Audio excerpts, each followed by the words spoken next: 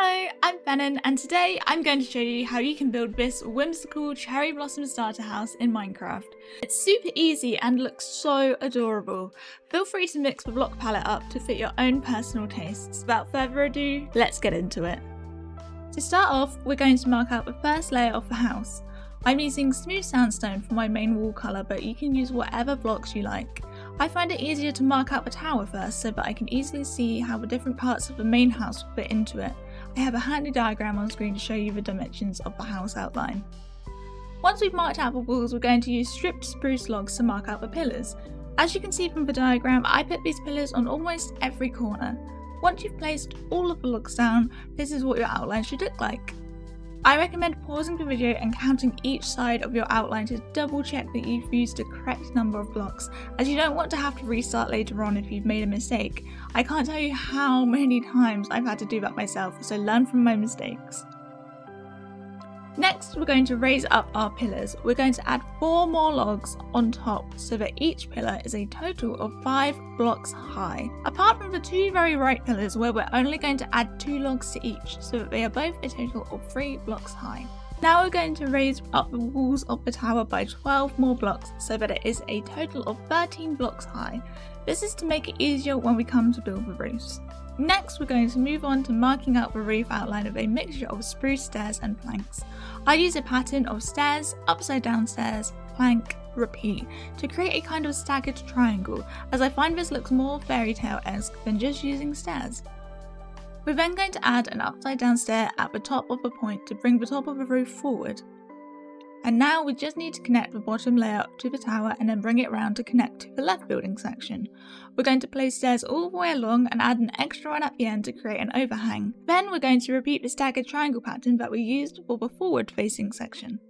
Once that's done, we're going to connect the bottom layer to the next pillar, again adding an extra block to create an overhang, and then again using that staggered triangle pattern. Now it's time for us to mark out the roof for the doorway. So on the bottom layer, I'm just placing stairs and I'm adding an extra one to create an overhang. We're then going to use the staggered triangle pattern just once before filling the rest of the way up with normal stairs. Then once that's done, I'm going to add a plank and an upside down stair again, just like we did on the other triangles to create a forward point. Then I'm just going to go around and make sure that all of the roofs are connected on this bottom layer, apart from the doorway. Moving on to the tower roof, we're going to add upside down stairs to either side of each of the 4 walls, like I've done here. We're then going to take a slab and place that in the middle, half a level above where we've just placed the stairs. And then we're just going to take some planks and put one in each corner. Once you've completed that, we've basically completed the outline of the roof. Now it's time for us to start on the walls. What we're going to do is just fill in all of the walls with just smooth sandstone, and then we'll come back in later to punch in the windows and other details. Make sure that you bring the walls up to the height of the roof. As you can see here, I've also made sure to follow the shape of the roof too. Feel free to fill in one layer of the inside with whatever block of your choosing. That's going to become your floor. Then I just punched in the doorway and we have marked out our walls. This is what your build should currently be looking like.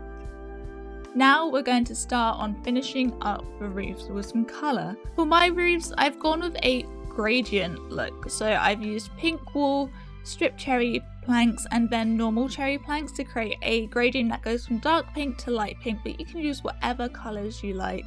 For this tower roof, I can't really explain what I'm doing, so feel free to slow the video down and follow along as I go. But I'm basically creating a staggered triangle shaped roof with a steep point at the top, and I use a mixture of planks and stairs to create this. You'll notice for the tower, I haven't used the bottom layer of the gradient, which will be pink wool, and that's just because for the tower roof, I felt like it just looked better without that darker shade as we are higher up.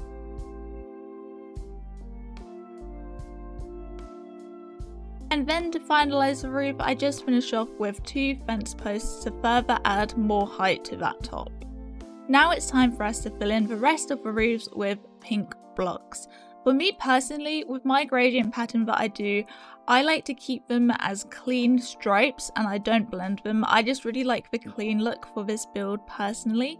But if you want to blend your gradient a bit more together, then you can mix in a few blocks from different layers to sort of look like each of the different depth of shades are leaking into each bit. For the main part of the roof, we're going to use the full gradient, so I use 2 layers of pink wool, 2 layers of stripped cherry wood, and then the rest cherry planks or cherry stairs. Feel free to make yours as light or as dark as you want by changing the amounts of each layer. Something that I forgot to do earlier is to connect the 2 triangle points on either side of the build with spruce slabs on the bottom half, so that's what I've gone and done here. I then went and finished the rest of the main roof section with using that same gradient pattern. So this is how the build is looking so far. I've gone and added colour to all of the main sections, and now we're going to move on to doing the doorway. Again, I use a similar pattern here, but I don't use the dark pink wool because it's a smaller space and I feel like it would become too overpowering. Now that we've filled in all of the roof, this is how the build is looking. It's really starting to come together now. Now we're going to move on to starting on the windows and the finer details. For the tower, I'm going to punch in 2x1 windows and we're going to leave these 2 blocks apart.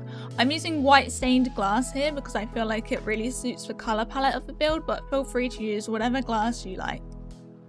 Next, we're going to take some trapdoors and put those either side of the windows to look like window shutters. And of course, we're using cherrywood ones to fit the theme. Now we're just going to take some spruce fence posts and place those in each corner of the tower all the way down. In the corners which are partially hidden by the roofs, you don't have to go all the way down, you just have to place enough that you can see them.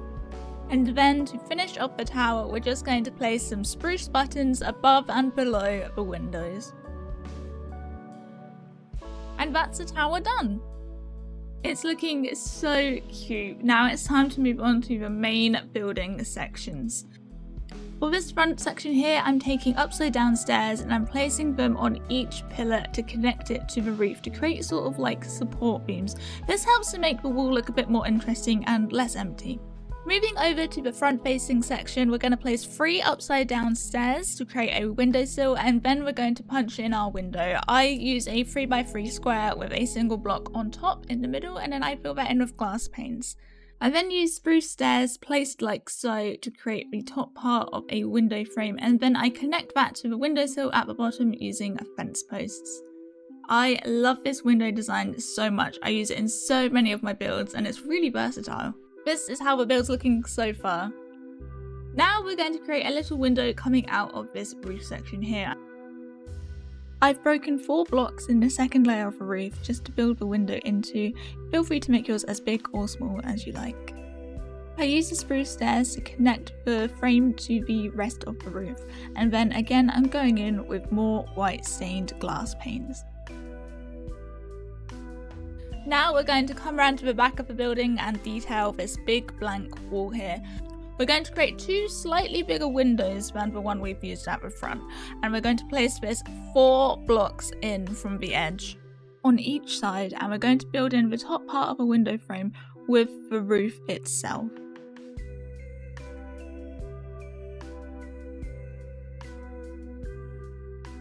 There's our first window frame, and now we're going to repeat it on the other side. Now we're going to punch in the holes and add in the glass. Again, I'm using white stained glass panes, and for these back windows I'm making them 1 block taller than the ones that we've used at the front.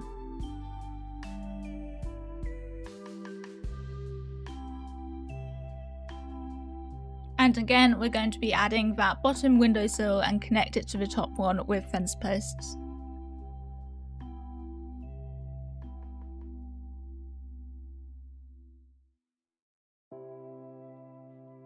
That's already looking a lot better, but the middle of this wall is still looking quite empty and blank.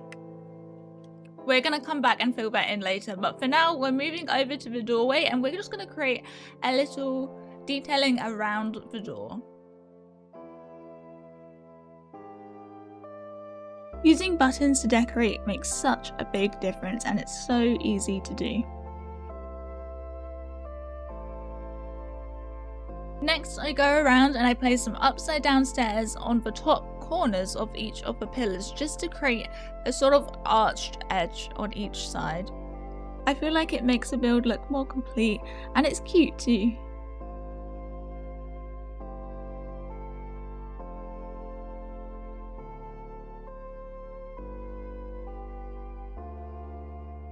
On this side of the building, we're just going to add some makeshift flower beds. So I place some grass blocks and I surround each edge with cherry blossom trapdoors to create the flower bed itself, and then I will come through and add the flowers later.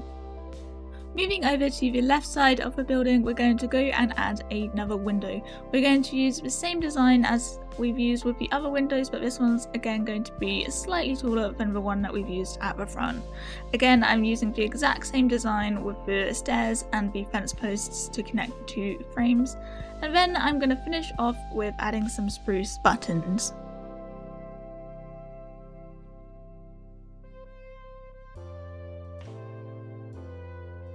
Returning to the back of the building, I replaced the top point on each window with instead a plank and a forward upside down stair. I feel like it would just look more cohesive with the rest of the build.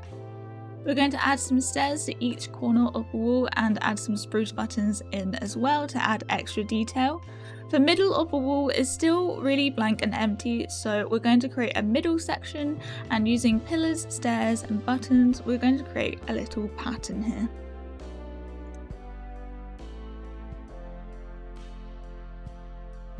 That looks so much better. I then finish off the back of the house by adding some leaf blocks underneath to look like hedges. And that is the back of the build finished. Now we're going to move back to the front of the build and we're going to add our flower bed. I use spruce planks to create a rough shape. Feel free to be as messy or as neat as you like. I like to create a sort of messy design to make it look more natural. I also alternate whether I use half slabs or full blocks just to make the build look more interesting. Then I go through and add flowers. I like to stick to flowers within a similar colour palette. So here I've used purples, pinks, blue and whites because I feel like they work really well together. And now it's time for us to go through and add the finishing touches. I first go through and add leaf piles to different corners and edges of the build to make it look more natural and overgrown because I'm going for a sort of fairy tale-esque vibe here. I then go around the build and add in any more spare spruce buttons where I feel like they're lacking. I try to add buttons to every wall because they make such a difference.